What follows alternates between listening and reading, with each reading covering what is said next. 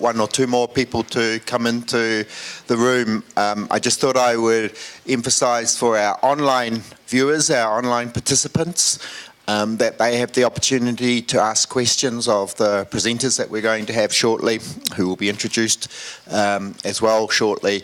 But also in the spirit of collaboration, professional collaboration, we have an app, which information you can use that yourselves rather than just our virtual or distributed participants.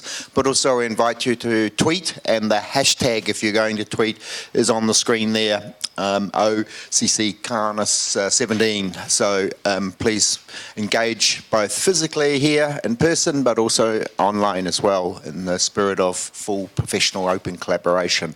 And we hope to take some of the questions that come from online to our different speakers, but we'll be managing the time and get a balance of interaction. But sometimes that participation, as you know, can take place online through Twitter anyway. So I think we've got everyone now with us, so I'll hand over and we can have our 3 or 4 speakers introduced shortly. We also broadcast this panel session online. The link is available on the conference website, and as Mark already mentioned, you can use this Slido app to ask questions online as well if you are not brave enough to ask them using the mic. Ir taip pat galėsite užduoti lietuvių kalbą klausimus, aš mielai padėsiu išversti klausimą, jeigu lengviau formuluojasi lietuviškai.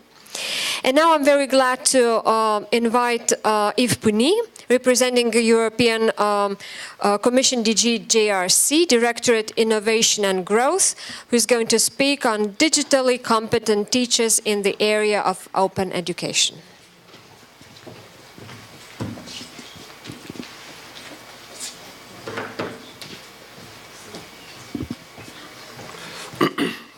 Good morning, everybody. Thank you. It's a real pleasure for me to be here with all of you in this beautiful city, Kaunas. And I will indeed start talking to you about what we call a digital competence framework for teachers, which is basically tries to answer the question, because everybody agrees that our teachers are, of course, play a key role in the transformation to its digital age learning. And our teachers, they need to have the competences, they need to have the skills, the knowledge and the attitudes to be able to use these digital technologies for better learning, for more inclusive learning, for more effective learning. But very often we don't know what kind of competences do teachers need. And that's actually the answer to that question I would like to share with you today. First of all, just very briefly to mention that I'm part of the European Commission, but not part of the European policymakers, but it's called the Joint Research Centers, which is the in-house research laboratory of the European Commission. So what we basically do is we do studies, analysis, provide evidence to European policies, but also to support member states. We also work together with all the member states throughout the European Union. And in our case, and in my case, of course, I'm working on education, skills, and employment-related issues. So very briefly, I'm going to situate to you the European policy context, why it is so important to look at our teachers, our educators, share with you the insights from the framework, how can teachers develop these, and some final remarks. Very briefly, to argue that also within the European Commission kind of policy arena, there is a great recognition and awareness that we need to support our educators, our teachers, to become digitally competent. And you see there on the slide, it's called, this year, the Commission released an education package with a communication to the Member States and to the Commission on school education and one on higher education. And it specifically mentions that we need to develop a digital competence framework to support teachers' self-assessment, also self-evaluation of these competences, and to the development of these competences. It also mentions the importance of providing online courses, providing MOOCs, massive open online courses, for teacher training, and more guidance on open education initiatives.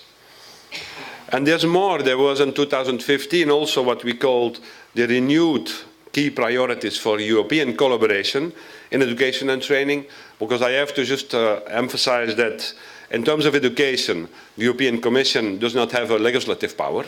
That's called subsidiarity, meaning that actually all the legislative power are with the member states, are with the countries, and very often within the countries, within the regions. So the Commission can promote peer learning, exchanges, provide guidance, etc., but in the end, of course, all the decision making is done within the member states. But at the European level, member states agree on priorities. And there you see that amongst the 6 renewed priorities, one is on open and innovative education and training, including fully embracing the digital era. So this is also the topic of the conference today. And one is also on a strong support for teachers. There again, acknowledging that we need to work to support our teachers, our educators in Europe, so that they can provide more effective learning. And even earlier in 2013, there was a communication on opening up education, again emphasizing innovative teaching and learning through the use of new technologies and also open educational resources. Just a reference to these policy documents. We also know from research, of course, that if you want to make the digital transformation in education and training, that our key teachers are a key role to play. I'm not going to provide too much detail on that now. I want to share with you basically then the next step, which we call the European Digital Competence Framework for Educators. And I'll explain to you briefly what it is and what it consists of. But first of all, why would we need to develop a European framework? I mean, we know that many member states already have their own kind of national frameworks, competence frameworks for teachers. Some have, some do not have. But many are different in the different member states. And what we want to add with this framework is actually to try to come up with a common language and a common understanding at the European level of what are the most important competences that teachers need to have in our digital society at all education levels. And basically, as I said before, to facilitate peer learning and exchange, because you need to have a common language and a common understanding before you can start learning from each other. And that's one of the reasons why we developed this framework. We call it a reference model. That means that it's kind of an overall, kind of global framework. It helps existing initiatives and new initiatives in the member states, but it allows for local adaptations, for adaptations to the local context, because this is really, really important as well. Important to highlight as well that the development of the framework has a very strong scientific underpinning. We did, of course, looked at the literature. We looked at all the existing initiatives. There are many others out there, the TPAC model, the ICT CFT from UNESCO, the ISTE, there's a Mentor project. There are many, many more. So we did a mapping and looked at all these kind of different frameworks, see what kind of competences they highlight, which one were lacking, etc. Did more expert consultations, and then tried to build a consensus with experts and stakeholders to agree on what are the most important competences, digital competences that teachers need to have today in our digital society. Well, it also emphasizes innovation, and the aim of the framework is to explain how educators, digital competence can contribute to innovation in education, to make the necessary changes in our education practices.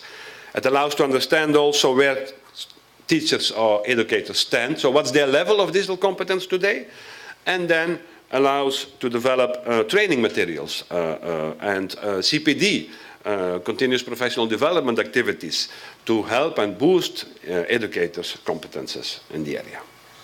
So this is in a nutshell the ideas behind why we need such a European framework. And very briefly, the framework consists of 6 areas, we call them, and then within the areas you have a number of specific competences. And the 6 areas are the following. So first of all, you see number 1, professional engagement. So that's everything to do with your work as a teacher to deal with your profession, to communicate with parents, to communicate within the school, etc. So all the kind of professional communications as a professional you need to do. Number 2 is about digital resources, of course. Use content, resources to be able to be used in teaching activities. Number 3 is called teaching and learning, and it focuses more on how the teaching and the learning can be done or should be done through the use of digital technologies. Number 4 is assessment of learning through the use of digital technologies, also very, very important, of course. Number 5, focus on empowering the learners. How can teachers, empower their learners? And number 6 is about the digital competences of our students, of our learners, which are also very, very important. So you have kind of professional competences, pedagogical competences, and competences we need to be ensured with our learners. And more in detail, it looks like this, where you see, again, the 6 areas. I don't know if you can read it. And then within each area, you have a number of specific competences. And in a second, I will give you a bit more details what is behind these different competences, or what are these different competences. But that's the model we propose, 6 area, 22 specific competences. And what we then do in the report is we describe, of course, and explain how these competences work, but I will give you an example of that in a second. Thinking about open classrooms, we could focus on the teaching and the learning competences and on empowering learners, and I will start with that. And this is one of the competences, what we call number 3.1, is the use of ICT for teaching and learning. And this is the deal to do with, educators planning and implementing digital devices and resources into the teaching process, as to enhance more effective teaching, to manage and orchestrate teaching interventions, to experiment and use technologies within different pedagogical methods for instructions. That's one competence within the area of teaching and learning, which is already important and which we need to foment a lot. But there's more. There's more to it. And actually, if you want to move to a more kind of 21st century teaching and learning, it indeed requires more, what we could all then here is called today open classrooms, but there are more competences. And you see the others. One is fomenting collaborative learning within your students. One is fomenting self-regulated learning and providing guidance to the learning process as an educator, as a teacher. So the one on collaborative learning is obviously to use digital technologies to foster and to enhance learner collaboration, so collaboration between your students, to establish collaborative kind of assignments between your students, and using digital technologies to foment that collaboration between students. So that's a task the teacher also has to do, and has to know how to do it. So this is this competence, a competence of a teacher knowing how to foment collaborative learning through the use of digital technologies. The issue of self-regulated learning. So to enable learners to plan themselves, to monitor and to reflect on their own learning, to provide evidence of progress of learning, to share insights and to come up with creative solutions, to foment as an educator that students have more self-regulated learning activities. Which is very important also if you see now that lifelong learning becomes much more important in our digital economy and society, that we have to learn all the time throughout our lives, not only within formal education. So you need to have a competence for self-regulated learning. And if you need to foment collaborative learning, self-regulated learning, you need also actually a bit of a changing role for teachers and educators. So that's the new forms of providing guidance and support, where it's not just to instruct your students anymore, but it's to foment collaboration and self-regulated learning within your students. It's a new competence that teachers also need to have. Looking at the learner side, what the teacher also has to be able to do is to empower our learners. And that has to do with another 3 competences. One is, of course, and that's not new, to address diverse learning needs, to be able to differentiate and to personalize the learning activities according to the specific needs and characteristics of your learners, which is part of empowering our learners. So not treating all the students in the same way, which I think every teacher knows very well that that's not the way it works, because our students are very, very different. To actively engage students, to let them do creative activities, but also to foment kind of other types of skills, transversal skills, deep thinking skills, creative expression, to open up learning and to link it to new real-world kind of contexts. So that's about actively engaging your learners into a more broader and more deeper, kind of more authentic kind of learning activity. And then thirdly, also within this area of empowering learners, to ensure accessibility, which is of course very, very important, to learning resources and activities. For all learners, but especially also for those with special needs. And already in the introduction, it was also mentioned in the library that there are also activities there to have learning repositories, to make sure also that everybody has access to all the learning opportunities.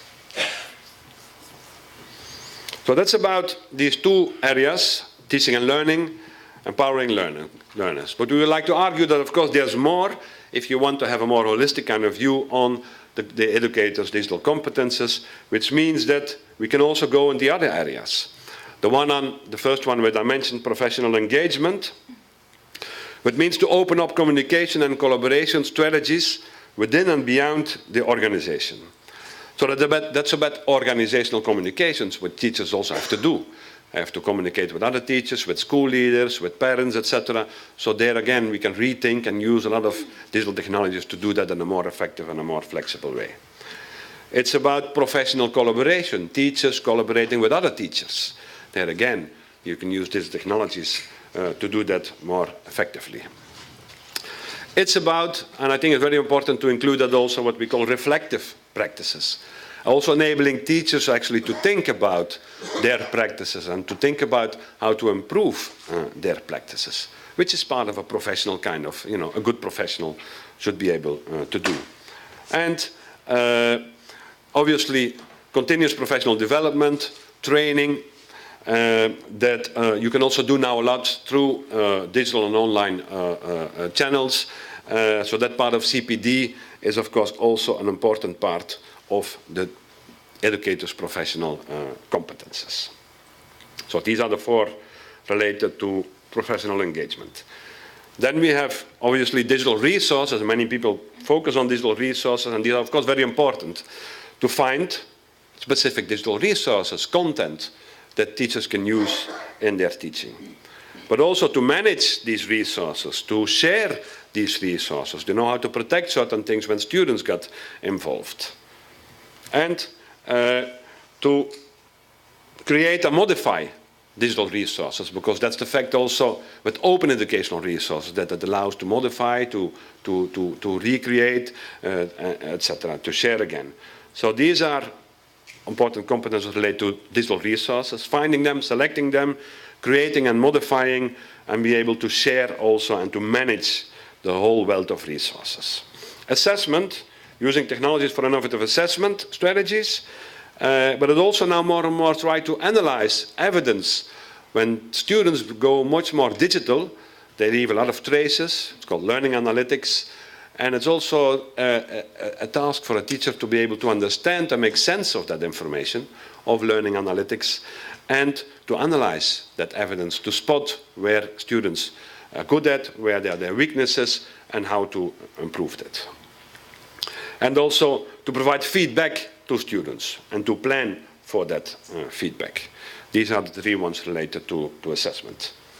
And then finally, the area 6 is to facilitate our learners' digital competences, where you have 5 specific competences related to information and media literacy, digital communication and collaboration, digital content creation, digital problem solving, and also the responsible use of digital technologies for learning purposes. So we're making learners fit for life in the digital age. So that was a quick run through the specific kind of competences that teachers now or in the future more and more will need to have, need to acquire to be able to do more effective learning in the digital age. You see the summary there. But then the question is, of course, how do we go from that? How can teachers develop these competences in open education? And we developed also in a model what we call a competence progression. Because it's important to argue that teachers need to have all these kind of competences, but obviously we cannot assume that all teachers will have all of them, at the highest level. It's also not really necessary. So we have these different levels. There are 6 levels, which are mirrored to what you find back in the framework of languages, where people have an A1, a B2 in English, a C1 in Spanish. So this is the parallel we're also using here for the teachers framework. So we have like 6 levels, starting from being aware of what is about these digital technologies, starting to explore them a little bit, going to integrate and use these technologies in their practices, becoming more an expert in using these, taking leadership, which is C1 kind of level, taking leadership in the use of digital technologies, and being able to innovate practices, which would then be the kind of the highest level which you can find in the framework. So, to finalize my quick talk, first of all, as I said before, I think it's very, very important that we do not want to give the impression that everyone can or should be the expert or the pioneer. That's not the image we want to give. The framework is a framework that provides guidance, that provides a vision, but it doesn't mean that every teacher has to be for all the competences on the highest level. That's not the image which we want to give. What is more, and certainly not for all the competences. Maybe not even for one competence. Why? Because it depends on the role of the teacher. It depends on the subject that the teacher are doing. It depends on the education level. It depends on the education sector. So there are many, many contextual factors which actually make that, we need to have not the idea that everybody needs to have these competences at the highest level.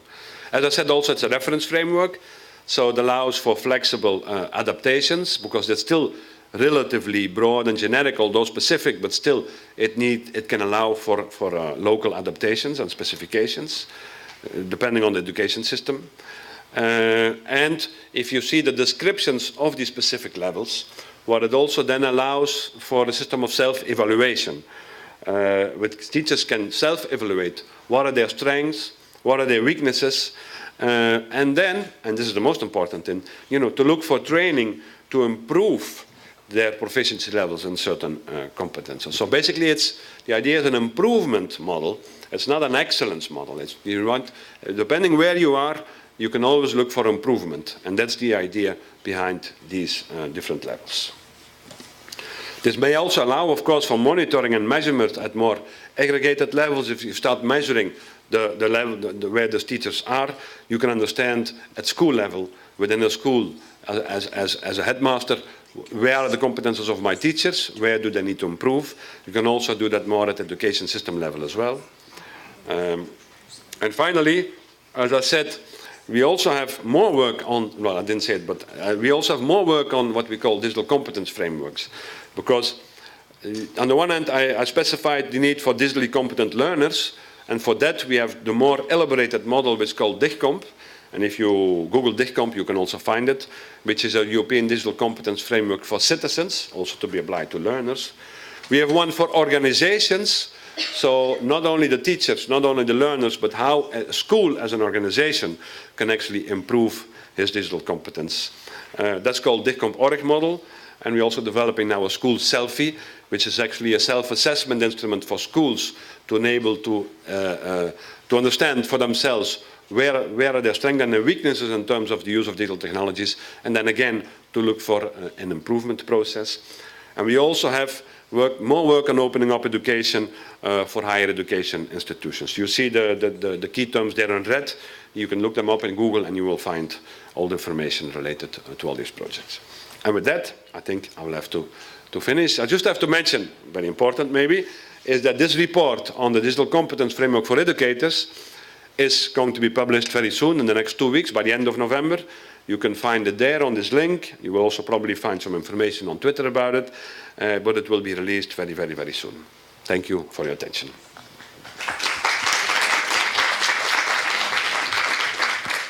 Thank you, Yves. Do we have perhaps just one question? Just time for one question from the audience here. If not, I do have 2 or 3 online, but I'll have to select just our first chance from the audience here. Okay, well, there's a question online which reads, there's actually several questions online, but I'll choose the one that I think might be interesting to explore.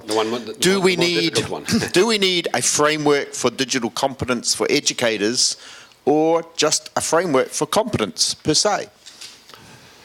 A framework for competence per se, which is probably also, relevant. So the question is, okay, do we need a framework specifically for digital, or do we need more broader kind of competences? I think yes and no. I mean, also you see in certain member states they have kind of more broader kind of competence frameworks. I think at this particular moment in time and for the coming years, I still think we need a framework which is more specific for the digital era. I can imagine that in 10 years' time we don't need it anymore, because then we have a full integration of digital technologies in education and training. But at this particular moment and for the next 5 to 7 years, I would say yes, we would still need a more specific framework for the digital era, and then slowly move to a more encompassing kind of framework for learning at a more broader sense.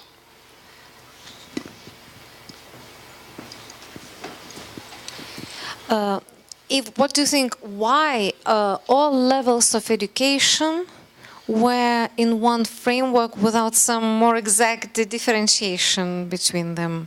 Recommendations, for example. Yeah. No, that's a very good question, because, and it's a very delicate kind of exercise, and also we needed to find the right balance here. But we do this together for our client, it's DG Education and Culture at the European Commission, and they were insisting that we needed to try to come up with a framework which applies to all education levels. So from that angle, it has to be a bit more generic than when you're going to apply it for specific education sectors. But the idea behind is that on the one hand you have the conceptual framework, and I give you the 6 areas and the 22 competences. Then when you go and apply a self-assessment instrument, then you need to go more specific for the sectors. And then you can go for primary, for secondary, for higher education, for VET. So really when you go to a more specific kind of self-assessment, then you need to go more sector specific, because then it doesn't make sense to do an instrument which applies to all education. But I think the conceptual framework can make sense for all education levels, and then self-assessment would need to be more specific and contextualized as such. Thank you, Yves. Thank you.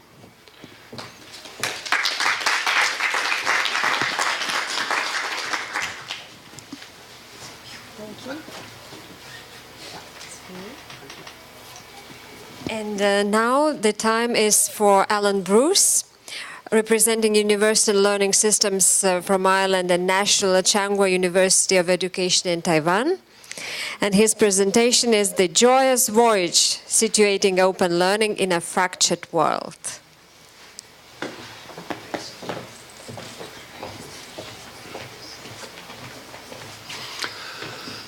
Good morning. In the English language, we have so many uses of the word open. Open heart, open arms, open mind, open house. And open learning, I would like to situate in that context. And what I'd like to do is look at open learning and the challenges posed, and we've talked a lot about this yesterday, specifically from the outside. And there are 3 things I want to share with you this morning. First, I want to talk about change. I want to talk about the impact of change on how we understand and visualize open learning and the questions that come from that. Second of all, I want to talk about crisis and the impact of crisis, particularly since 2008, and how that I would suggest to you that one of the ways we can begin to explore and develop and articulate best practice in open learning is by working in the margins, in those difficult spaces where no one else wants to go.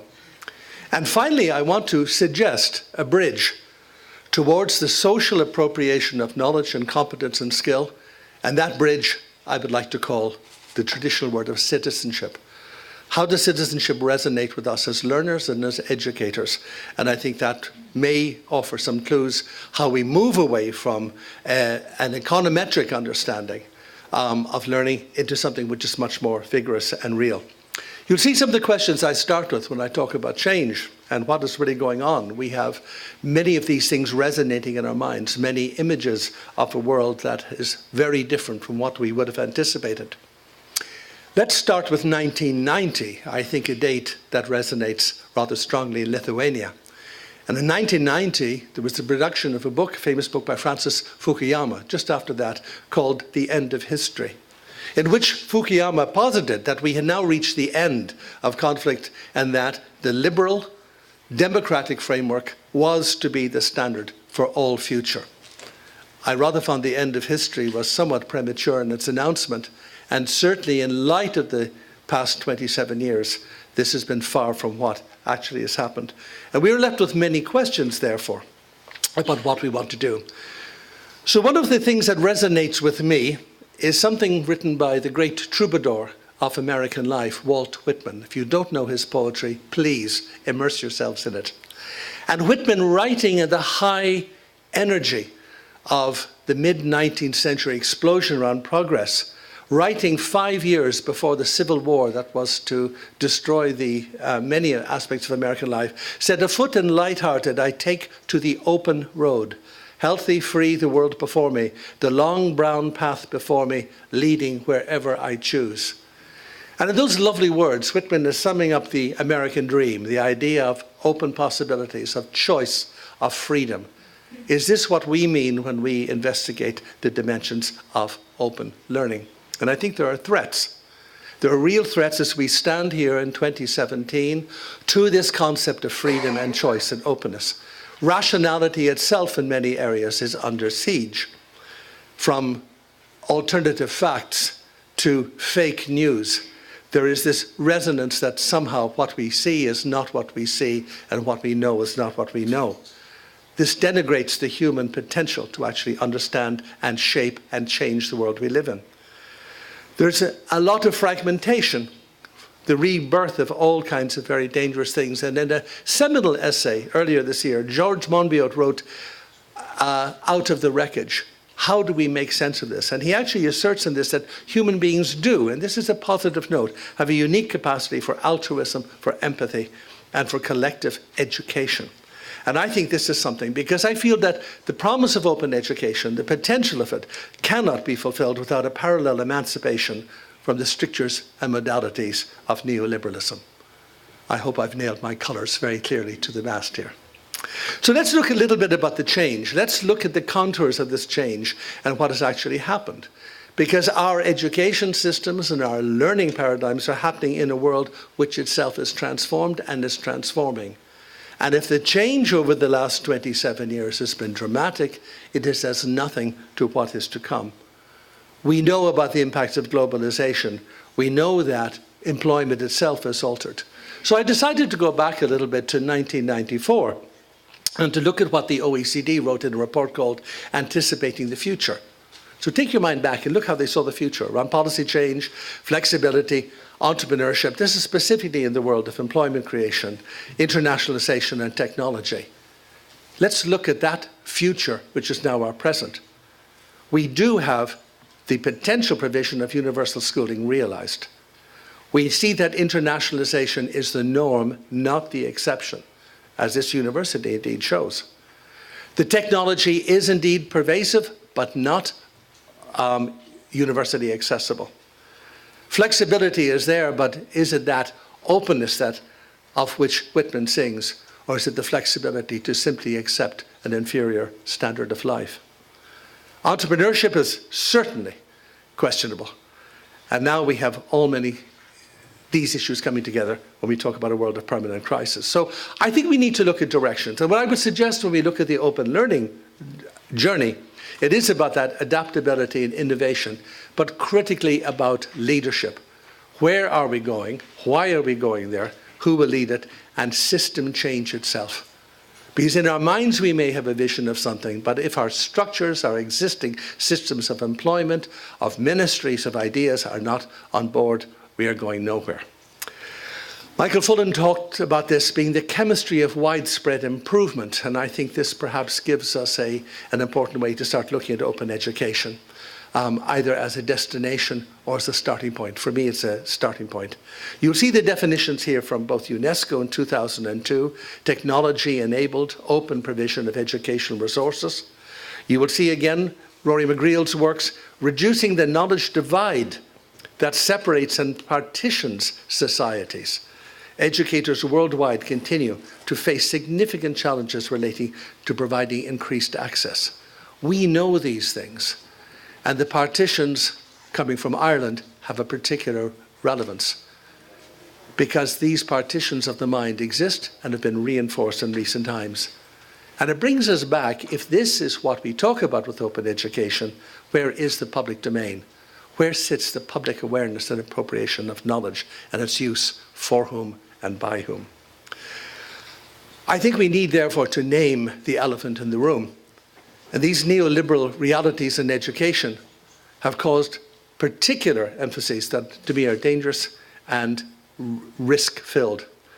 Higher education, globalized and competitive, now bases itself on rankings, on a competitive structure, as we are comparing one brand with another. And in fact, much of our education has become branding.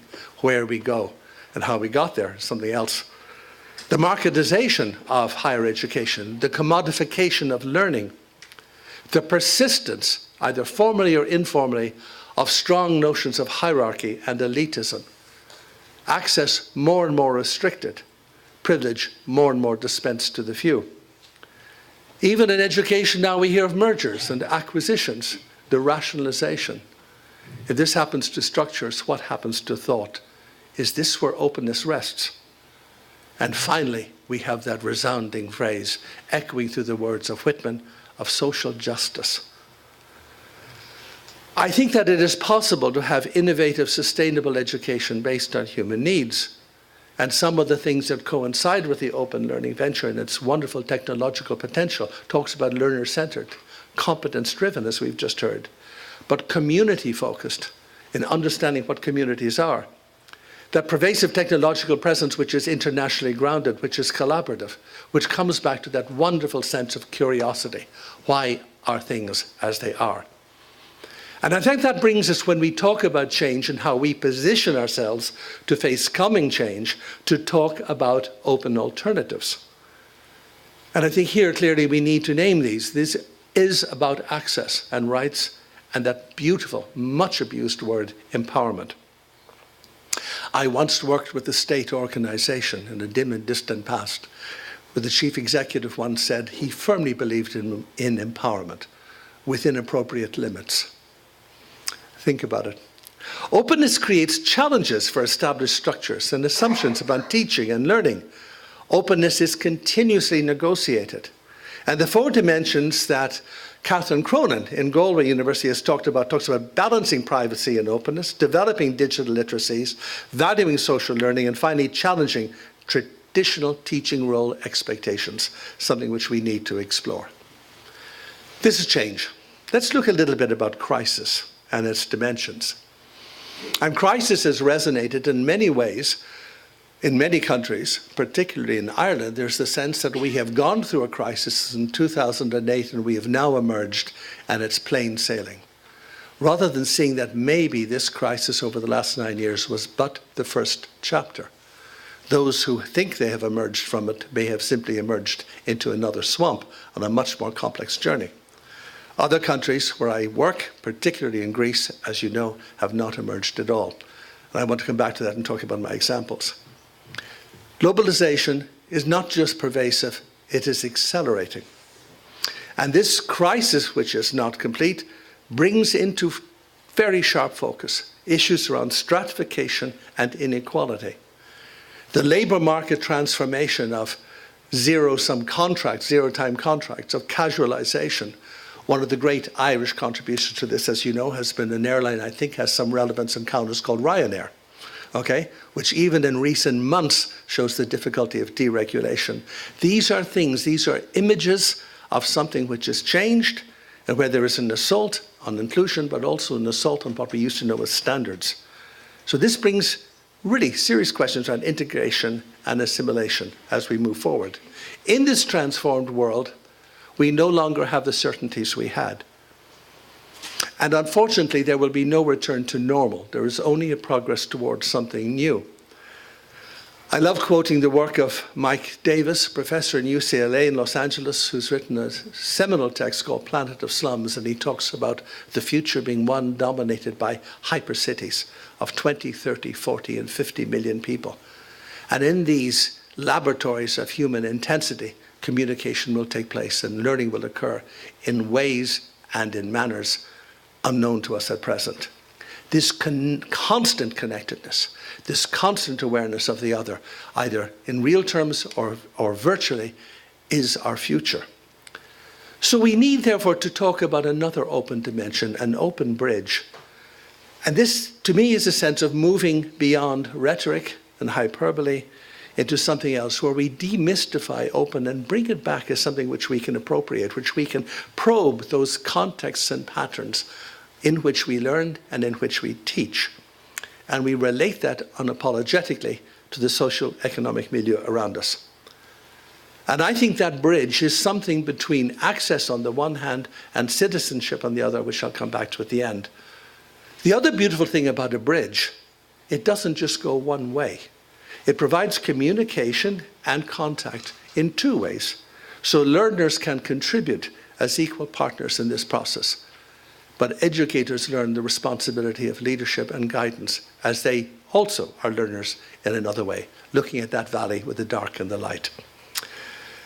There are voices from the margins. Much of my career has been spent working in marginal areas, in those areas of real difficulties and challenge. I want to give you just two examples before I conclude my remarks. One is the question of refugee education, and the other one is special education. And these are specific ones because I think if we are to explore the dimensions of open, let's do it in areas where we have particular problems and challenges.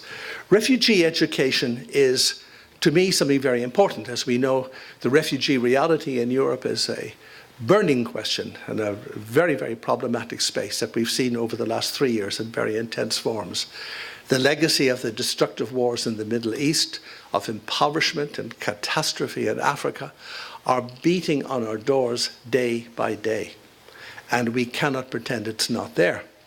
It's shaping a lot of our ideas of this crisis, and here's one of the factors to show you that this seismic shift in human relationships up to 2015, and that's 2 years ago, there have been 1.3 million refugee arrivals in Europe.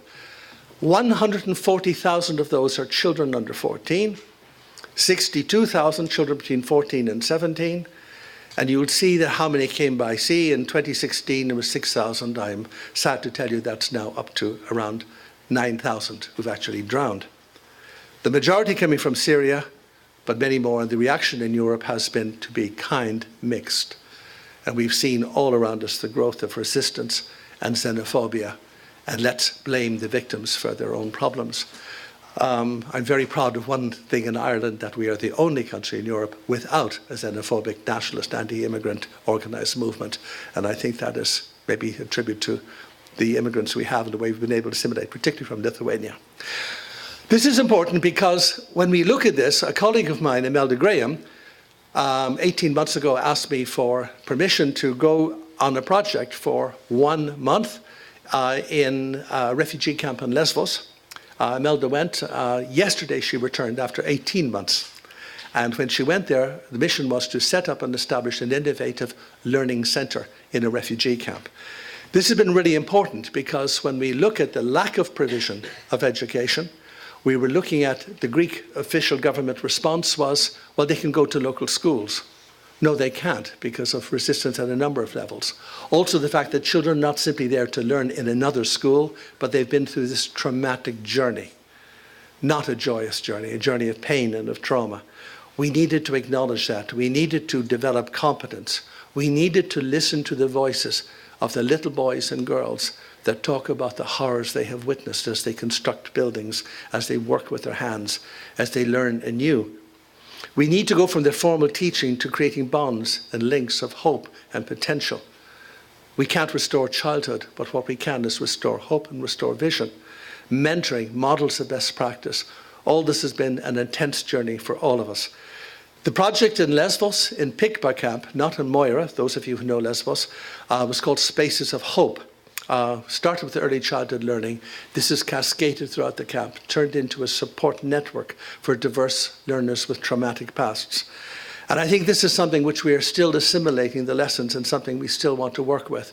And I suggest this is something where we can really begin to look at the intersection of technology and change. Here's some photographs of that learning center. The tent here in the bottom has now been replaced by a geodesic building with the wonderful contribution of our friends from Oslo Business School and the single work of June Breivik, for those who know her, and her contribution. In special education, where I have worked, this is the world of disability. This is an area which has been characterized by a century and a half of segregation, of institutionalization, of keeping people separate based on their disability, not necessarily their needs. Great legacies of fear and stigma and ignorance. In the 19th century, there were elements of progress. The question of moral improvement, one of the famous lines I came across was that the idiot can learn. However, in these spaces of segregation, in these asylums that Foucault talks about so tellingly, while we had the impact of institutionalization, we had the explosion of innovation.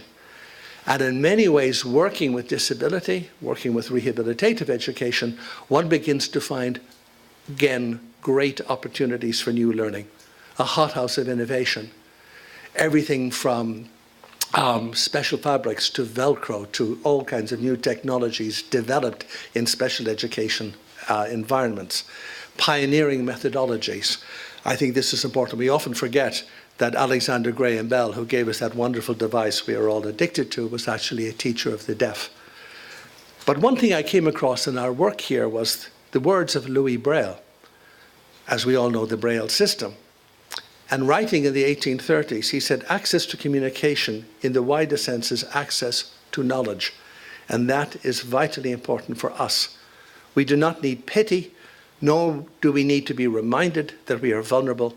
We must be treated as equals, and communication is the way we bring this about. On the two-way bridge of listening to disability, I think the words of Louis Braille are important. Finally, my concluding remarks come back to this question of citizenship. I've been trying to engage with this because I'm trying to find a formula, a conceptual formula, and a set of words that relocates our humanity in the social and not the purely economistic sense. How do we engage with diverse communities and develop the massive outreach we need to new learners and traditional learners? And this outreach and access comes into all kinds of dimensions, from the legislative foundations on rights, which are critically important, and anti-discrimination, to the use of new technologies. Central to new open learning initiatives must be the question of diversity practice and intercultural competence. There is no leeway on this. Global citizenship is a concept which I think resonates and should resonate with many educators. It is about fostering inclusion in admittedly contradictory social and economic spaces. It looks at the scale of disruption that has been caused and brings it back to the reassertion of rights, but also of participatory dimensions for people affected by these levels of crisis. There is a Global Education First initiative which talks about global initiative and gives a very nice definition that education must fully assume its central role in helping people to forge more just, peaceful, tolerant, and inclusive societies. This is a critical challenge for the 21st century. And we reformulate citizenship, therefore, as something which is about rights and obligations and potentially new forms of post-national citizenship. I live part-time now in Barcelona, and over the last number of weeks we have seen the rebirth of very, very interesting understandings of what national identity is about and the crisis of the modern state. And these issues are resonating throughout Europe. And coming from an Irish background, I can tell you, once you open the Pandora's box of nationalism, it can go in many strange directions.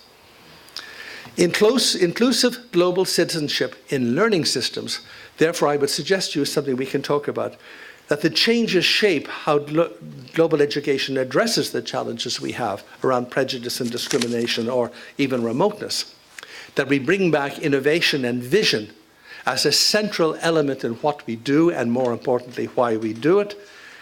And that if we do have globalization, that intercultural learning strategies are critical, together with understanding of how citizens participate. Okay, finally, to bring this to an end, let's anticipate the future. We're not in 1994 anymore. I think we need to see that excellence is something in its own right and goes beyond mere quality measurement systems, although they are important. I've talked about the critical role of diversity and equality approaches. I am acutely conscious, as I grow older, that all this, much of it rests on the shoulders of women. Women have been the pioneers and the leaders in this area, and issues around gender and gender discrimination have not gone away, you know. As we've seen in recent months in the United States, when we talk about this Me Too movement, we are seeing that this is another elephant in the room we must address, and how we bring that voice into central stage and not something on the margins. We've seen demographics change. We've seen the questions of competitiveness and sustainability being mentioned. Is education that we work in a business, or is it a place apart where we can reflect and have that critical space to think and think again and deconstruct our thinking and rebuild it based on how we see the world? That, for me, gives a sense of alternative space. We need to talk about training of trainers and teachers. We need to talk about multilingualism, things we've heard about skills, attitudes, about buy-in for people working in open education and innovation, active inclusion strategies, review, evaluation, and research that are critical for what we do. Finally, education, as we know it, is at a crossroads. The refugee crisis alone highlights some of the issues and some of the options we face. The simple idea of progression towards something is perhaps obsolete. Rather, we have a circular system where things are happening at the same time. And the continuing and accelerating impact of inequality is simply storing up crisis and danger for the future, rather than an opportunity for us to recreate things. If crisis is the norm, open learning is a start. All these things are important because disruptive narratives demand policy and shared goals, and innovative learning demands imagination and vision and demands our commitment to leadership. So, let me go back, as I conclude, to Walt Whitman. As our troubadour wanders, the Bob Dylan of the 19th century. Later, some 20 years after he wrote the first thing, in 1872, he wrote a poem called Passage to India. It was later on to be adopted by another writer and even turned into a movie. And Whitman was galvanized by the opening of the Suez Canal and by the opening to other worlds, about the question of new communication and new learning that came. Oh, we can wait no longer. We too take ship, O soul. Joyous, we too launch out on trackless seas, fearless for unknown shores, on waves of ecstasy to sail amid the wafting winds. Absolutely stoned, wonderful poetry that embraces change, embraces uncertainty, and in that rediscovers the humanity central to all of our learning. Thank you. Thank you, Alan. Alan, you raised lots of questions there and really probed our minds, I think. So I'm going to invite now an opportunity for comments or questions in response, but it may be that you have some answers to some of Alan's questions. Firstly, from the audience here.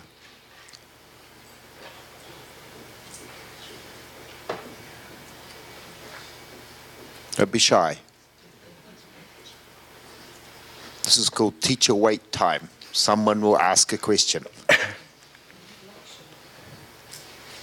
Perhaps a reflection. Well, I do have one online, but I do want to get one from the audience here, I think. So I'm going to put someone on the spot if you don't ask one. The online question, in some respects, is a continuation of what you were discussing. It says, how can we really bridge the spaces of hype with the spaces of hope? I love it. Somebody is linguistically very, very fluid and fertile.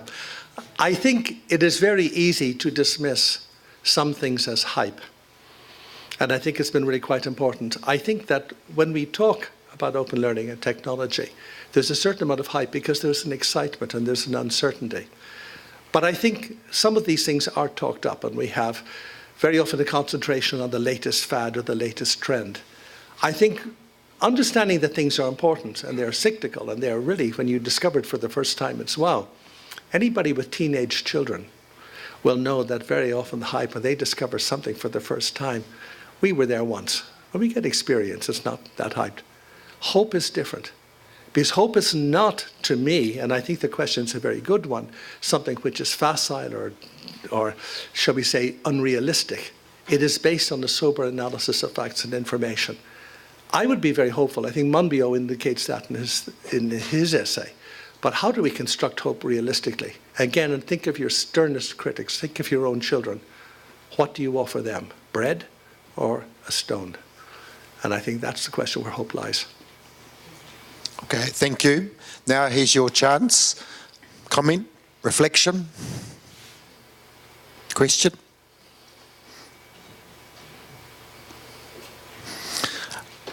Thank you, Arena. Alan, you're really global person. You've seen many countries, many cultures. I think we're all silent because we're thinking now. And it's the message that you conveyed is very deep one, and we need to reflect in silence. But actually, I have a question for you. Maybe a difficult one. Maybe you had already a reflection on that. From at least 3 different countries and 3 different cultures that you know, what would be 3 different recommendations for that joyous voyage in harmony with humanism and other challenges? All right, very, very quickly, I'm going to give you 3 countries, and as you talk, I live in different spaces, and please understand that. Also, to be candid with you, I grew up in California, and so if I had to look at home, that's probably where I started. But we leave California for a moment. It's going on its own interesting journey. I'd start with China, Chinese culture. I teach in Taiwan, but also in Beijing recently, and one thing I find is really interesting, the demographic crisis. And in Taiwan, with 28 million people, 50% are already over 60. You're in a country that has no children. And I've asked so many people, why are there no children? And young women will tell you, we can't afford them. My God, what have we become when we can't afford children? And I think this is very, very worrying. But what was also interesting for me, working in Taiwan, working in China, I do not speak Chinese, and I cannot certainly read it. I become illiterate. I become a person who would be defined here as having a learning disability in that context. Second environment thing probably is very important has been Finland and looking at Finnish education. We work in Finland, and I think there's an exciting sense of hope and potential where Finnish people and Finnish educators, and maybe there are some here, are constantly amazed that they came number 1 in PISA because Finland questions everything. If we're number 1, something is wrong. And I love that approach. And the final thing I have to end with is Ireland. And one of the things that's important, I have a daughter with dyslexia, which has been very important in terms of managing her learning over the years. The one thing she could do is music. And what's really quite interesting, as you know, Ireland has a reputation for music. For those of you who've been there, music is everywhere. It's pervasive and it's good. And we don't teach it in school. And I think this perhaps is something which still resonates with me after all these years in Ireland. Okay? We teach things like, but not music as it's taught in other ways. And I think that gives me hope, okay? Because I think music, again, is one of those things where we have talent, we have ability. Let people do it. Let them hear the voices, the resonances of their own past, their own reflection, and let them express. If we contain that expression within examination frameworks or everything, we will get answers. So I have had Chinese students telling me, but I'm fluent in English because I got 100% on an exam. And they're telling me in Chinese because they can't speak English. I have Irish people who stop after a while and say, I can't continue. A very famous psychiatrist we have, and he pulls out a tin whistle and begins to play. Let's listen to those different voices, and I think that's been my experience. Thank you very much. Over time. Thank you.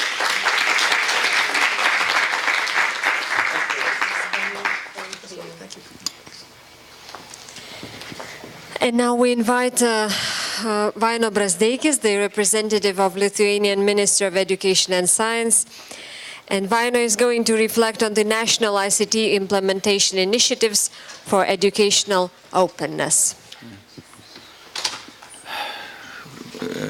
Dear conference participants, dear guests, it's a pleasure to take some attention to our national content, and I will try with my presentation to put some commitment to openness from our national policy, and maybe some initiative from ministry, from national perspective could be interesting for you, for your conference on openness. Just first, I want to mention that about some challenge for mainstreaming of open education resources, and for my presentation I will try put all initiatives in like this 5 challenge as some classification of my initiatives. This challenge you could find in Ljubljana Open Education Research Action Plan. It was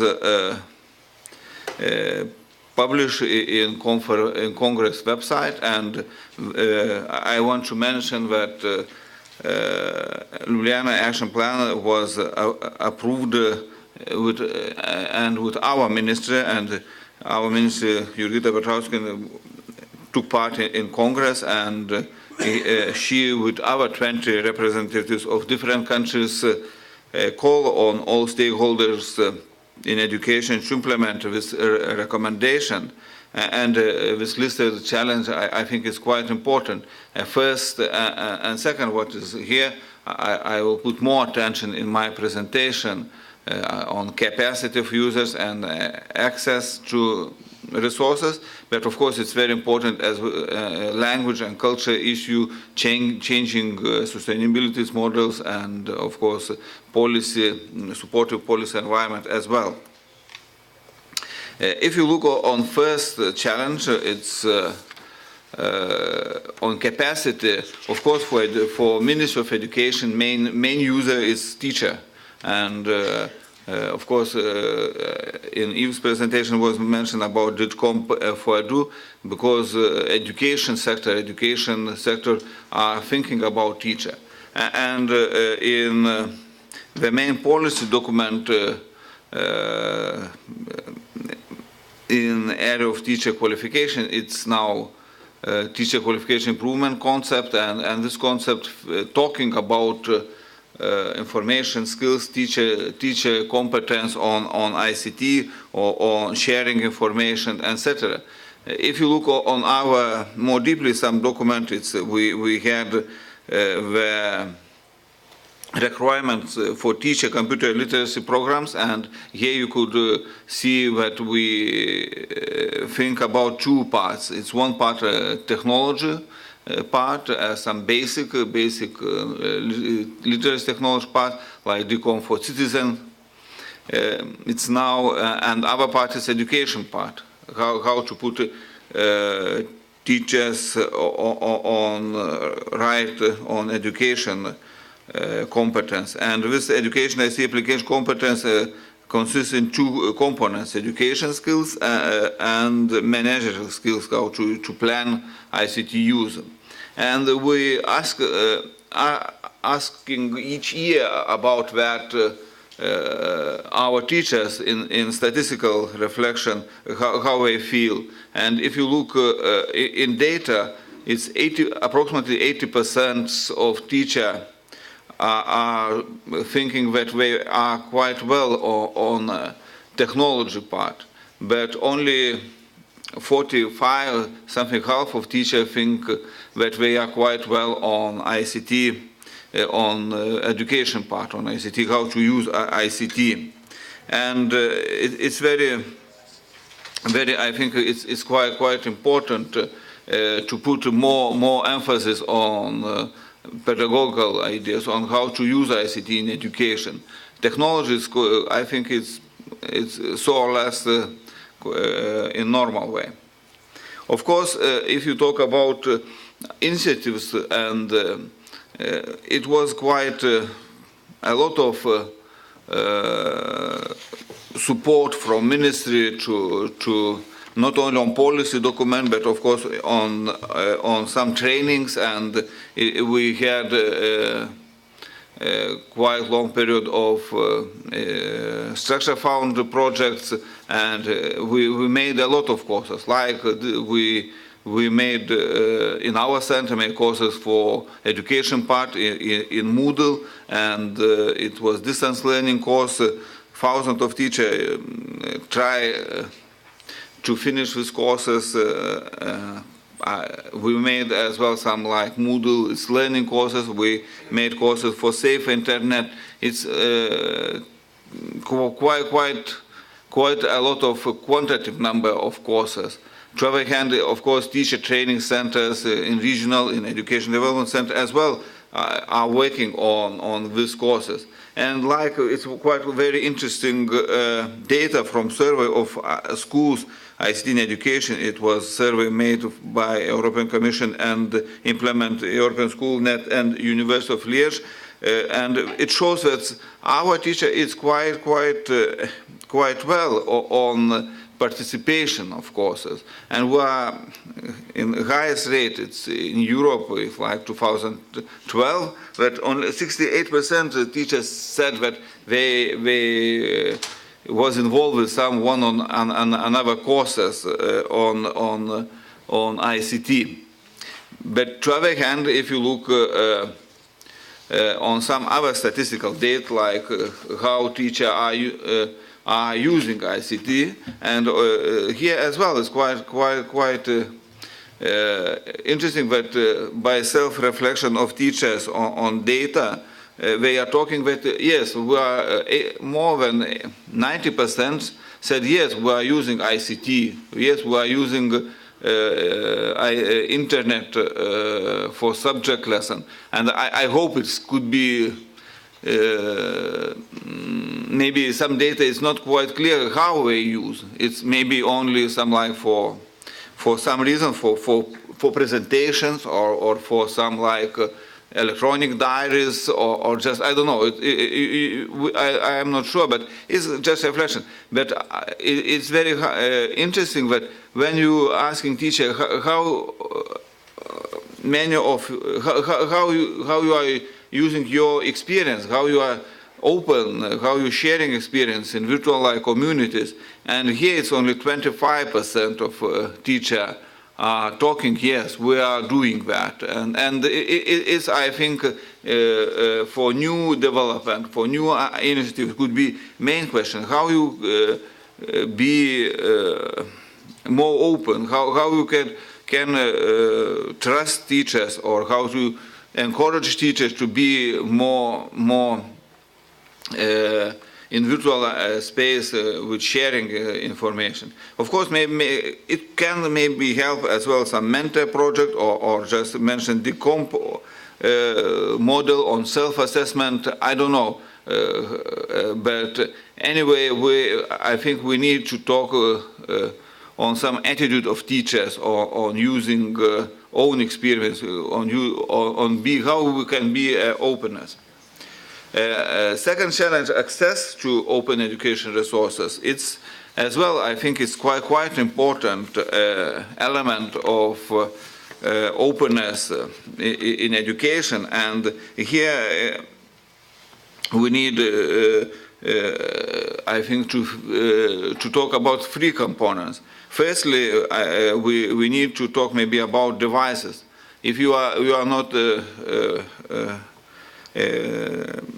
if you are without devices, without computer, without mobile device, I am not sure how we can talk about open education source. To the other hand, we need some highway with broadband, with Wi-Fi, and of course we need some collection of free and open and special quality software. So let's look on this three component in our national level.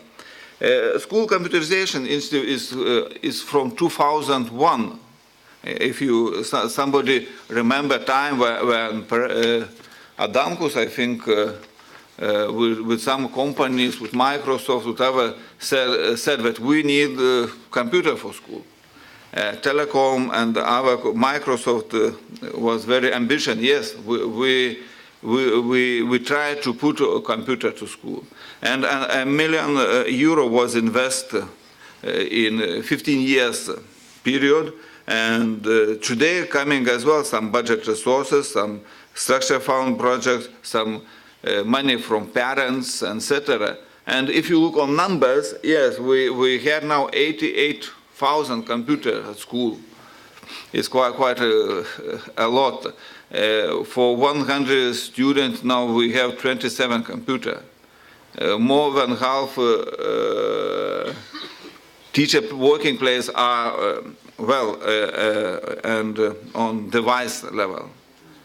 But we need to say that, that 62% is older than 4 years. So you can imagine, because it's not updating. It's every time in education. It's very interesting that we are not putting out some computer where everything is growing quite interesting. But it's yes. But to other hand, it's some other data from same research ICT in school in 2012 that we are well on using own mobile devices. Our student, it's first, if you look in mobile devices, desktop it's not first, but if you look on mobile, yes, our student quite well on. And they use own device for learning purpose. So what it means for us? What it mean for shift on device level? I think we need to think about more students who are on social risk, who is out of our digitalization process. And maybe it's time to shift from put computer to school to some like bring your own device strategy. It's question for us, I think, today.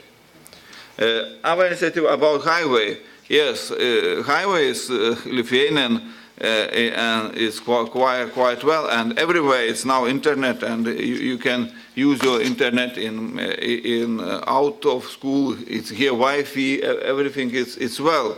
And when we are talking about initiative, I think it's very important. Two ideas what was done. It's one idea is broadband network for rural area, and this state project on creating rural areas internet access in all country. It was quite successful, I think, and it was done with support not only our education minister, of course, it was involved as well Ministry of Communication, it was some public companies, but on the other hand, it's very interesting that this broadband was created by initiative of academics like Mutis Telksnys on education sector, and they made, and now we have Rhine 1, Rhine 2, Rhine 3, and if you are now like traveling to some village, I hope you will find internet everywhere.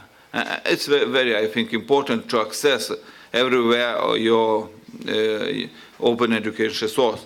If you talk about universities, yes, we had LitNet. It's quite similar. ENet, SigmaNet. I don't know. It's I think it's all countries. It's quite similar because all national networks, its connection to JANT, to some European community of networks. And to us, as some highway, it's very important to put this Wi-Fi internet, Wi-Safe internet, to all, not only higher education, but to secondary, to vocational school, because still school use some homemade Wi-Fi system, but we need maybe safe internet, as here all students can join to classrooms and to have good Wi-Fi internet. It's some dreams, but maybe it will happen because it's some teacher from school. I hope they dreams as well in this case, or no, or it will be a problem with that. If you talk about digital content, yeah, it's very interesting that as well from ministry side he has been investing in development of digital, some like media on some digital contents, and we made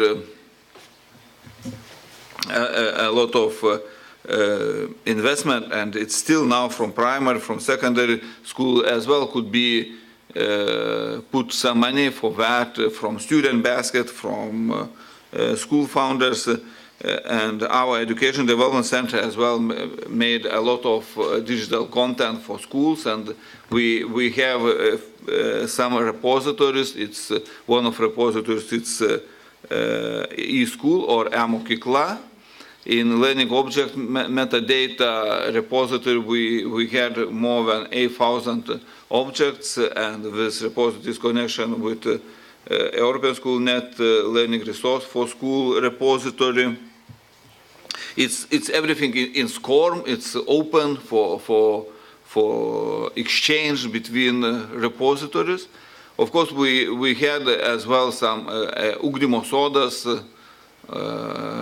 as some collection, open education resources. We had vocational training, some collection in center of kvalifikacijų centers, and for adult education as well. It's some information system where it's some digital content. But if you look on some research level, it was done some research, and it was mentioned that there are a number of Lithuanian original tools, original content. But Chave had its biggest problem is what quality of this tool, and advice for us was to choose the most suitable digital content and digital application and put it in Web 2.0 standards, and of course in our different operation system, because it's still everything in Microsoft, and quality maybe is main question, and to put to update what is made. If you look on higher education, of course the main policy document, it's still, we had law on science and studies, chapter 51 now, and it was determined that all scientific paper, monograph, and other research results obtained in Lithuanian scientific institute should be open. Openness, it should be. It is. We heard today about from librarian that it's only master thesis is still closed. I think it's, but everything is quite open, and it's electronic library system ELABA. It's open access repository, and it's on central way. It's still managed from ministry and universities. In higher education, of course, we have some initiative from universities, like Kaunas universities, with some open course.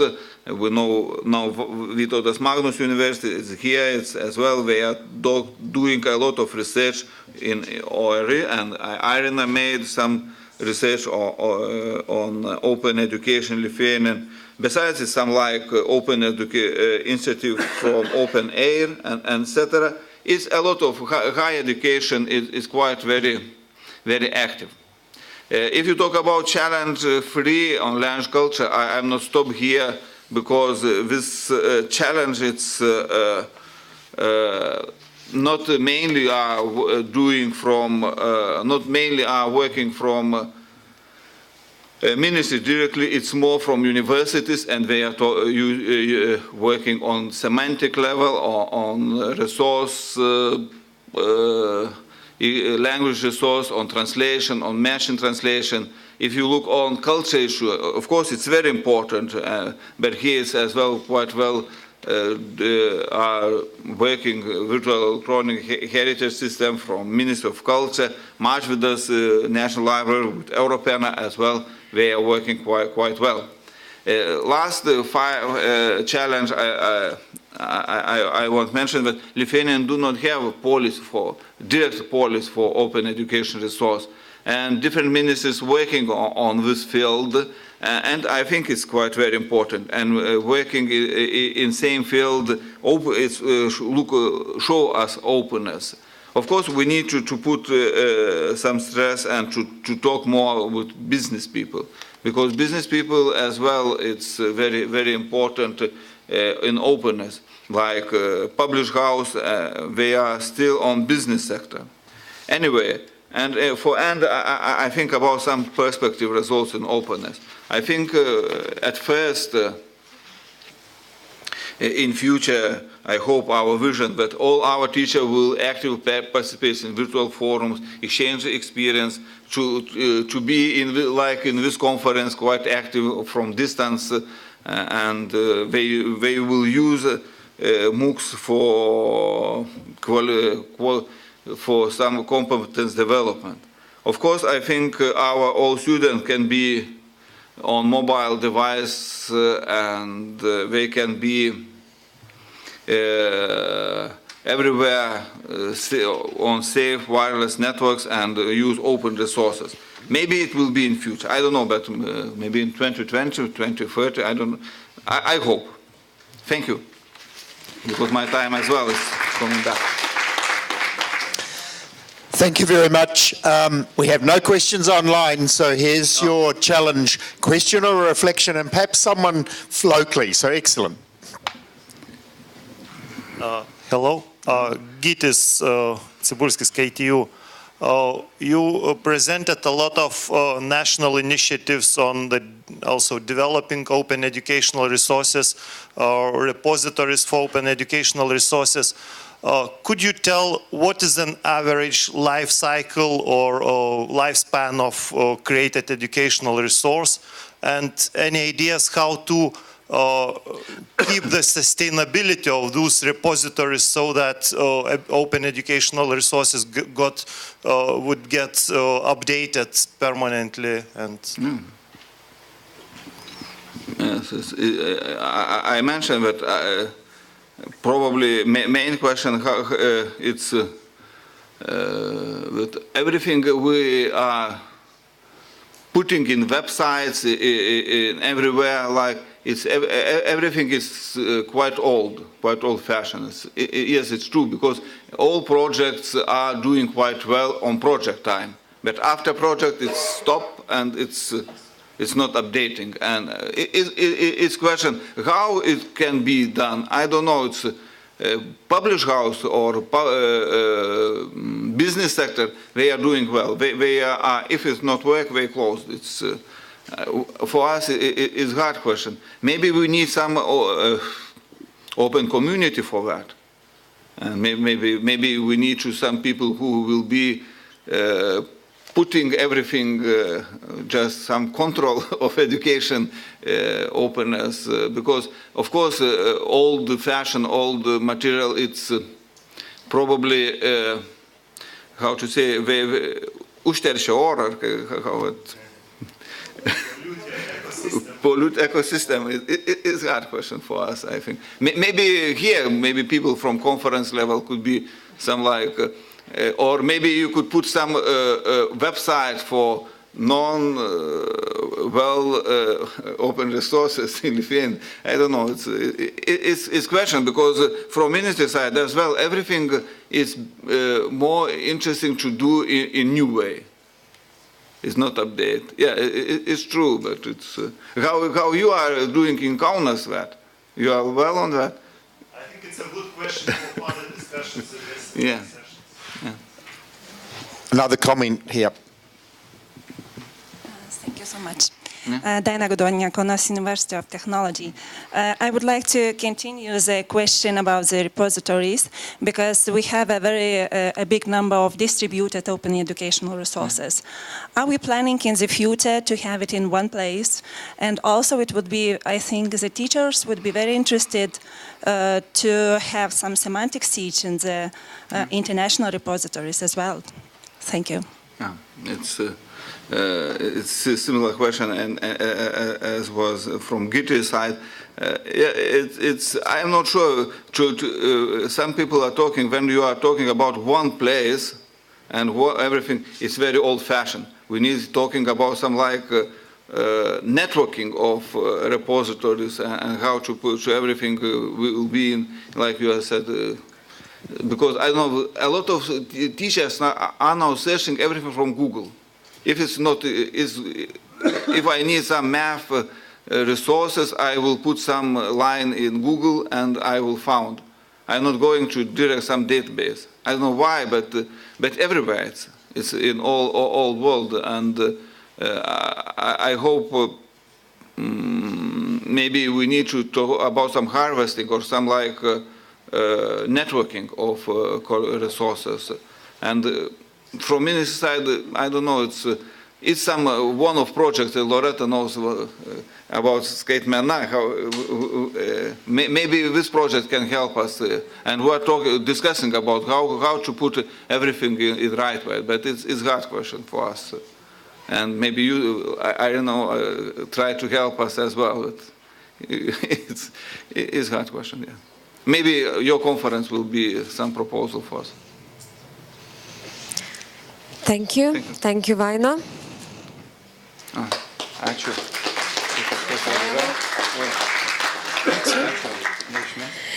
And now the floor is for the hostess of this conference, Irina Volungavichene, who is representing Eden and Vytautas Magnus University. And Irina is going to speak on implementing recognition of open, non-formal learning from the organizational perspective. Dear colleagues, just recently, having visited a couple of very important international events on open education, some of them being more focused on open educational resources, some of them on organizational perspectives, some of them on training teachers. First of all, I would like to bring a link here with the previous speakers, that everything actually comes to one complex picture. So my presentation will be a part of this picture, but bringing links.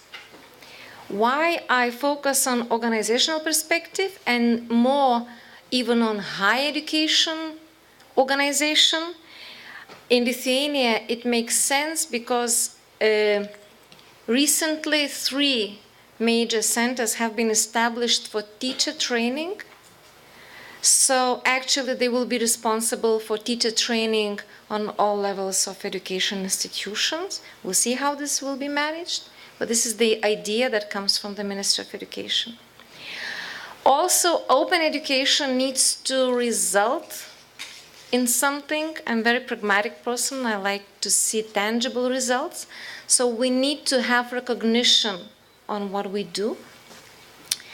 And Europe likes complex pictures, I think, because everything needs to have links somewhere in the bigger picture.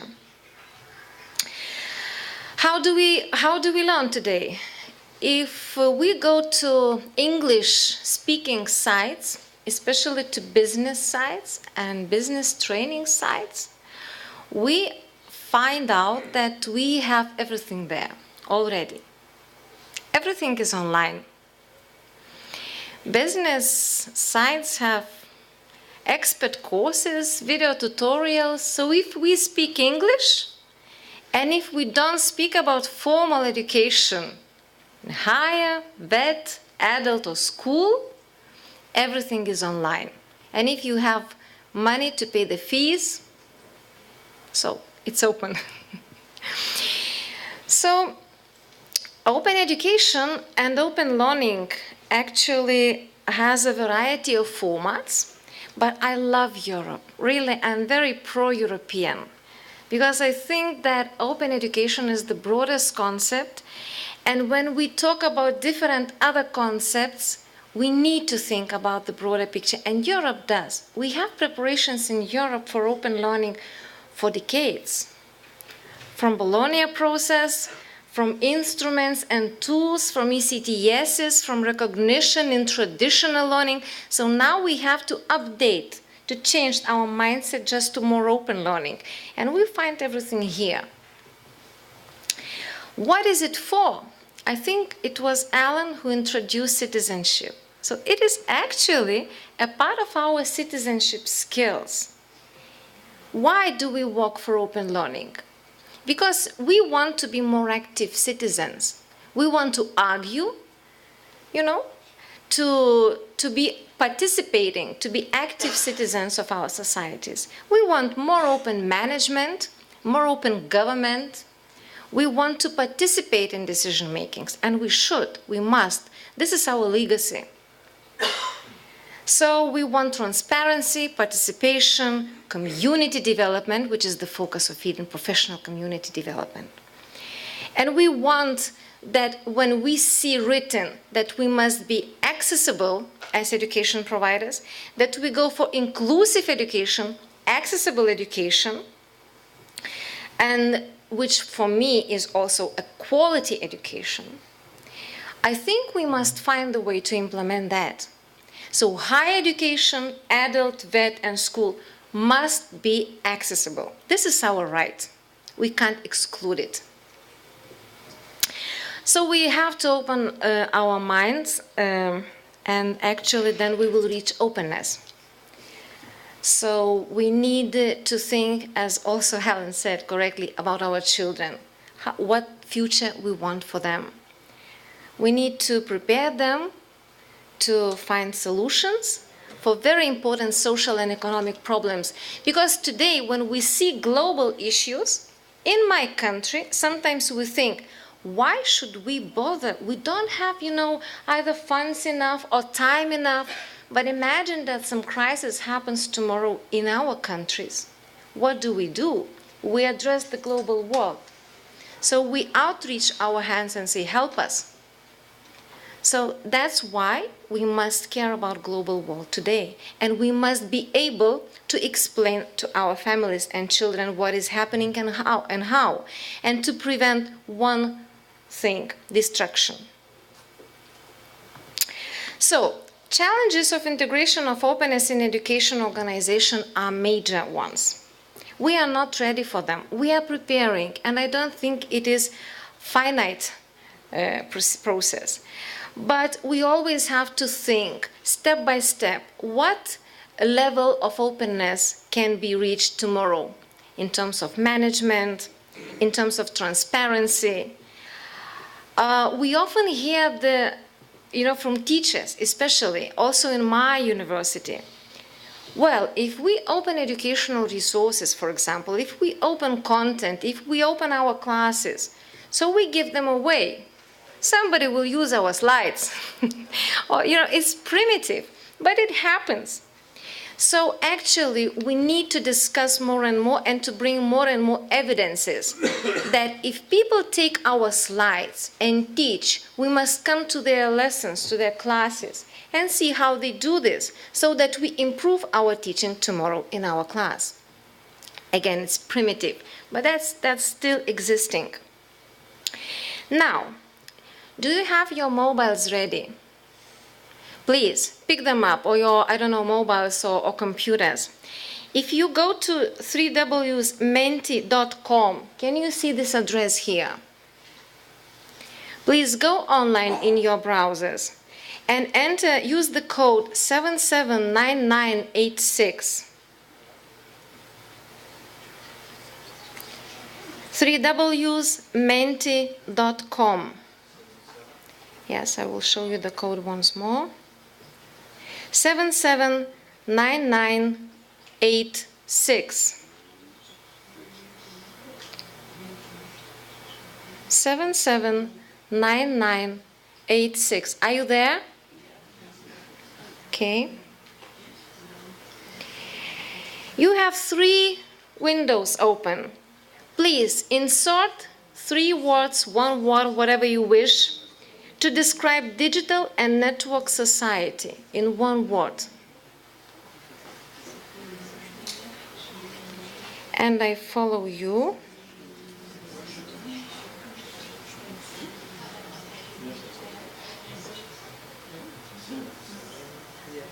Okay, you need a code again? Maybe I was logged out. I will check.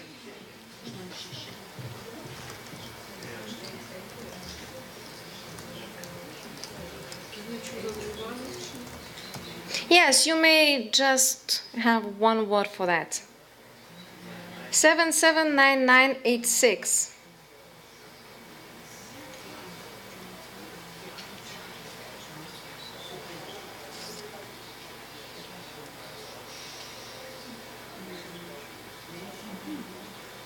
I don't have participants.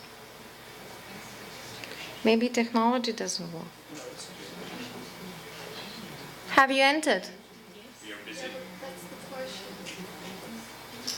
Okay. Okay, stay there. Stay there. Okay. Three responses. 4 responses. This is the tag cloud. 6, 7 people entered. 9. Okay, what is the digital and network society? Open, complex, learning online, multicultural, flexible. It's interesting how flexible. What do you mean?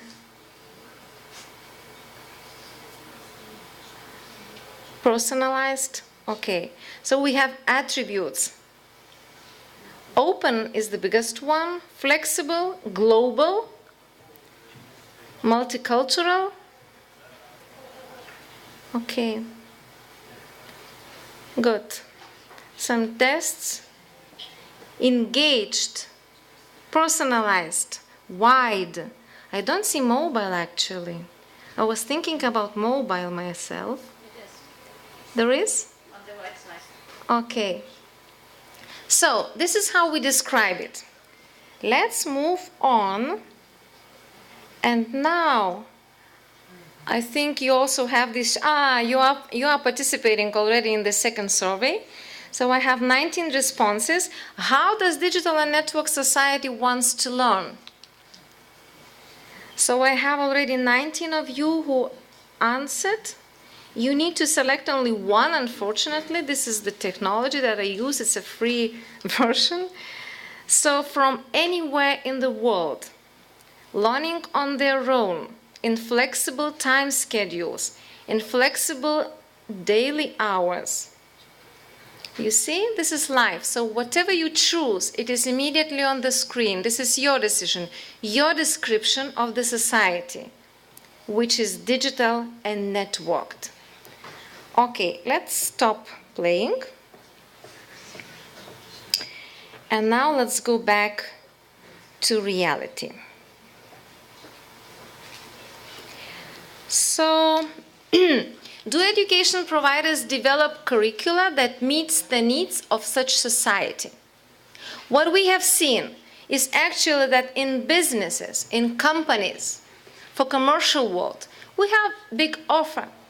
What do we have as universities, adult education providers, vet providers, schools? I would like to exclude a little bit schools here, but especially thinking about universities. Yes or no? Who goes for yes? Who goes for no? Okay, some of you still think. So what do we make to do this to happen? So first, let's check the data. So we checked in our university and we discovered we have all courses online in Moodle. Traditional classes take place in the audiences, but students are not obliged to come to traditional classes. They may come, they may not. They must attend assignments, tests, midterms, and exams. So actually we discovered that annually we have connections, unique IPs connected to virtual learning environment from 106 countries in the world per year. The most favorite ones are United Kingdom, USA, Germany, Norway, and Sweden. The most favorite ones. So we understand that people physically are over there, but they still are enrolled in studies, and they come for university from time to time, they come back. They use multiple devices. Yes, desktops, the PCs are most popular, but mobile devices also take 34% already. So these are statistics taken out of university virtual learning environment, one organization. We discuss dropout issue. I think not only in our university, it's global issue, especially when we talk about non-formal education like MOOCs. And we say, what do we do wrong? Our teachers teach maybe wrong things. Maybe the quality is poor. Maybe curriculum is wrong. We always search for the answers as critical personalities, as critical professionals in ourselves. Well, students leave education due to family and socio-economic issues at all levels of education, school, vet, adult, higher education. So this was said by Mark Millian from Civitas Learning in ICT conference in Toronto, but we find statistics on that, and we agree with that. I think we should be more critical towards blaming ourselves and thinking about it, but we should think about our target groups, our learners, what society they represent, where are they, what they want to do, and how to facilitate them to reach the curriculum. So for example, when our audiences are empty today, it's not their problem. It's not also our problem. We should change the mindset. We might see people in different modes. We need to walk. We need to collaborate. We live very intensive lives. So actually, the problem is in our mindset that people should sit from morning till evening and listen to what I'm speaking with. So actually, we do some projects at university. We open studies online in a non-formal open way. It is only in Lithuanian at the moment, but it's going to be in English, and it's an experiment. It's an experiment to start working with the society online.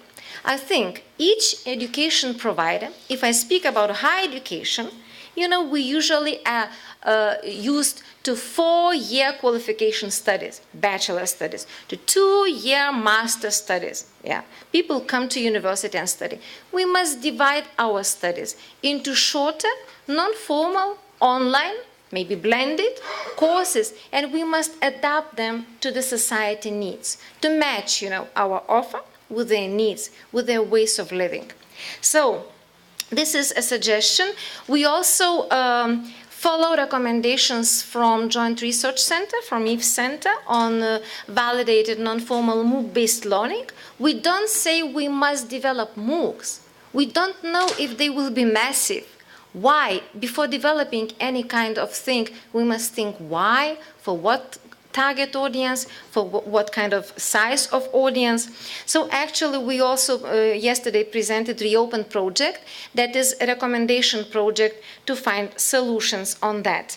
So I will not stop here. But actually pending questions and issues raised that I would also like to transfer to higher education session of today is recognition of learning results versus recognition of learning processes. Please discuss that. Also validation of learning results in virtual learning environments. We are still being abused that, for example, we don't ensure validity of the learner.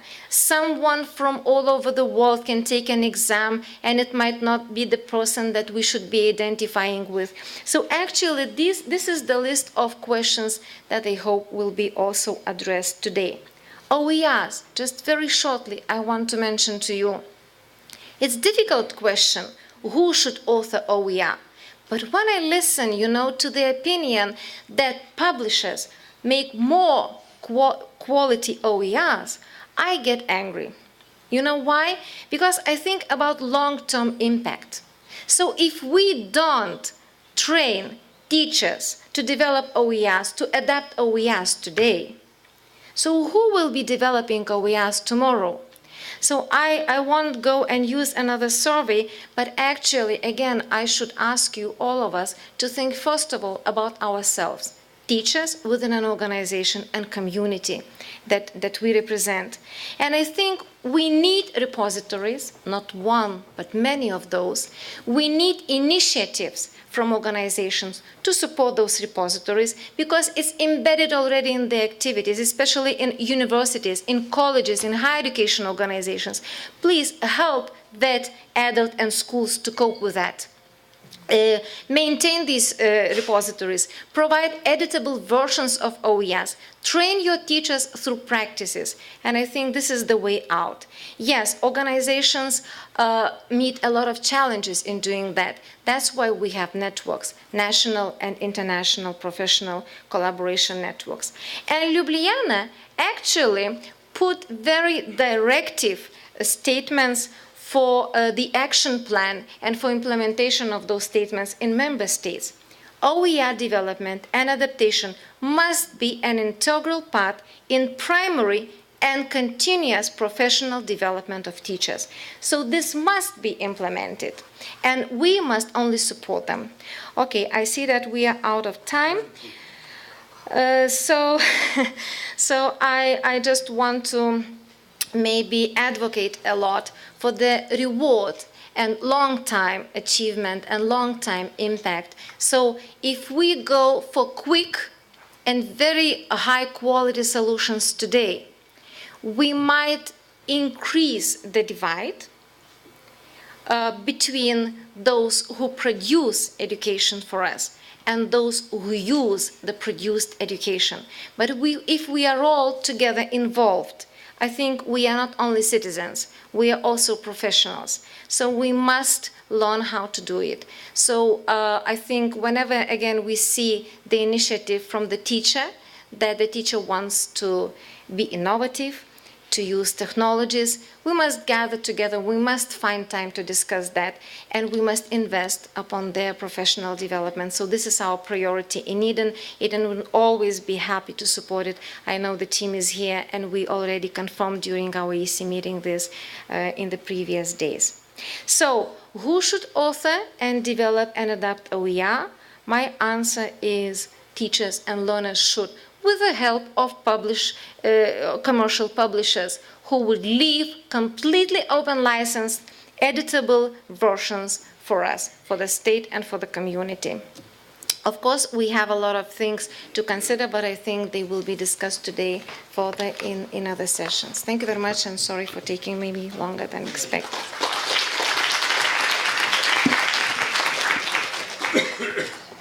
We do have some time for questions, so thank you, Irina. I think very, very strong statement there that openness is a basic human right. I'm sure there will be some people who want to respond or have some reflections. We're coming to the end, and in fact, those reflections could pull together any of the previous speakers as well, because they all have common themes. Don't you think that the best facilitation of the development of open educational resources is to provide with the user-friendly, easy-to-use tools for the teachers, tools to develop and tools to publish those educational resources. The best repositories for open educational resources in my understanding is YouTube, SlideShare, some who have the tools for easy publishing and tools that ensure the person's visibility within those open educational resources. So some kind of status and so on and so on. So what's your opinion about that? Yes, I think the tools exist. sometimes they bring limitations. And if these limitations come and they bring challenges, then I think we have IT people for consultation. What shall we do with these limitations? How shall we break them down? We always should search for sustainable solutions. And so far we know that the tools that you mentioned also, they are already for many years available for the users. They have great user communities. So I agree with you. We must find, my opinion is that actually the biggest focus for our investment of everything, energy, support, funding, is the person, the teacher. We must invest into training communities, into training teachers, and use all kinds of tools that we have. But if we lack them, if we need development, I think the same community will help technology specialists to research, to increase research, to be also visible in their solutions. So this will be payback. Further comments, reflections? Thank you very much. Well, we haven't got any questions online, but let me just take a moment to think about all four talks that we've heard and the common sort of elements between them, and then we'll just share the program for the afternoon to remind you again before we go into the next phase of the day. Firstly, from my own perspective, I was reminded of the long history in the account of the use of ICT in education in schools and higher education. So it's been a long time, actually. In fact, Blackboard, not necessarily many of the institutions here are using Blackboard, but celebrate 20 years this year of the VLE, or Learning Management System. And the common theme that seemed to come through all four talks was the importance of the teacher.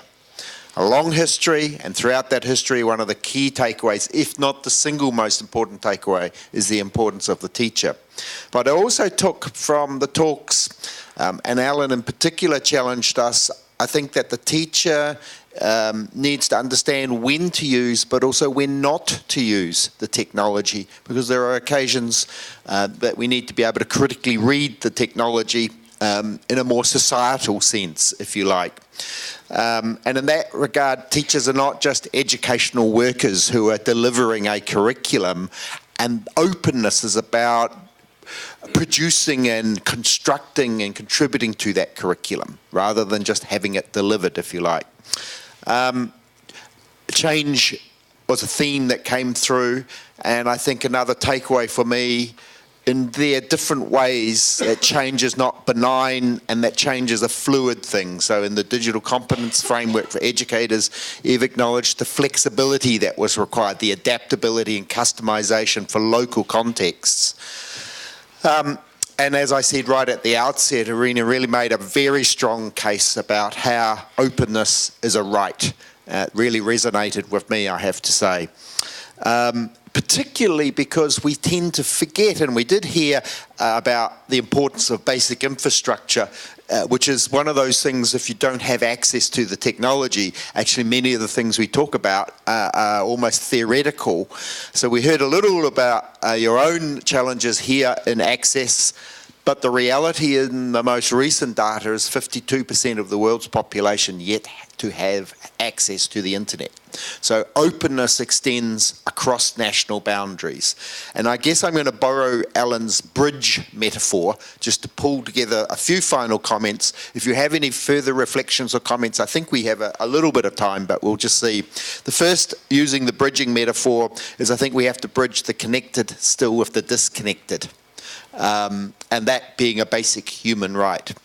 And that, of course, also occurs within our countries where there are increasingly groups who are being excluded, whether that be by age, but on many occasions age is not the variable, it's more linked to socioeconomic status in particular, and ethnic groups as well. Bridging the formal with the informal, because I think one of the observations is we've focused a lot on formal education, and your talk here in the last sequence of the four really reminded me just the importance of the informal. bridging the technical with the pedagogical, with the expert teaching knowledge. And there's an element in which we are still following the cycle of technology developments, and how important it is as a lesson, not just the teacher matters, but the teacher matters most when they understand how to use the technology. One I added, which I perhaps wouldn't have previously until it was introduced, but bridging the business and wider stakeholder community with the educational community. We don't work in a vacuum, and collaboration extends beyond just collaboration with educators. I really like the point towards the end here in Irina's talk about the need to bridge short-term thinking, short-term deliverables with much longer-term thinking, and really thinking about the impact we're wanting on a longer-term scale. We tend to think far too short-sighted, as my own personal observation. And then my final comment is that I can't but note the need to bridge the developments that are happening in our individual countries, and not just this country, but Ireland, for an example, with the developments that are occurring at the European level, when we heard the digital compass framework for educators, but previously we heard about, and this morning, the work that UNESCO are doing. So I think we need to bridge all of those. In the case of Ireland, I'll speak with a little bit of confidence that I don't think that has been well bridged at this point in this area. So it's certainly something I will personally try to take upon myself to bridge if I can. So those are just my reflections. Looking at the time, we've got probably just a few minutes. Is there anyone who wants to add? I don't want to be the only one that's just trying to pull together some threads. Great. They're coming. Yeah. Yeah, some really inspiring talks there. Thank you very much. I think one thing that strikes me all the time is the people who would most benefit from open education don't know it exists. And I mean, Alan was talking a bit about that, about the marginalised and so on. I mean, how do we get them on board? I think the problem is not only do they not know it exists, they don't know what to do with it. And we have a difficulty that people don't know how to learn online, because their only model of education is the traditional schoolroom, and that you have to be in a room with a teacher, otherwise that's not learning. And I think a lot of people drop out because they don't recognise what's going on online, they don't realise what they're supposed to do, and a lot of the courses assume that you do know what to do. So I mean, it's back to the scaffolding, reaching out. How do we get all these people to realise the possibilities and to help them learn how to do it? So, Irina, I think it's appropriate that you have the last opportunity to respond, and then we'll move into the transition phase. This is the most difficult question, actually, and this is the mission, at least for Eden, definitely. And you are absolutely right. They don't know. Even, sometimes I think, what is wrong with our communication? We invite teachers. They participate in trainings. They understand the idea, they approve it very much, and then when the training is finished, they say, but still, I have to come to this classroom, yes, to teach online. So, I think the virtual spaces somewhere in the head are also divided. And even we know that we have a mobile and PC and permeability of internet connection, everything. We are maybe intended to think in a more complex way from one side. From another side, those who are potential learners might be overwhelmed with the management from previous decades, management in education, that everything, what is most important, happens in the classroom. And if you don't come to this classroom, you might even not get the highest grade. I don't know how in other cultures, in other countries, but it might be also penetrated within the people. So liberalization, decreasing expectations from each other, but focusing on the object, on what is most important in the society, in the class, in the lecture, might help to solve this out. But this is not a specificality of one level of education. I think we must think about all levels together. Thank you. Thank you, Irina.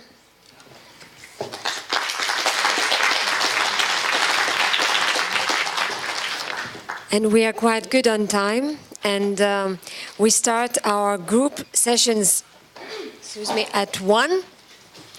And what we suggest is moving to the group session rooms, because refreshments are prepared over there.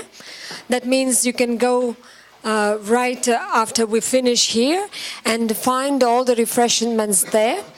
And the school education session will be moderated by the head of our Institute of Education, Lina Kaminskina.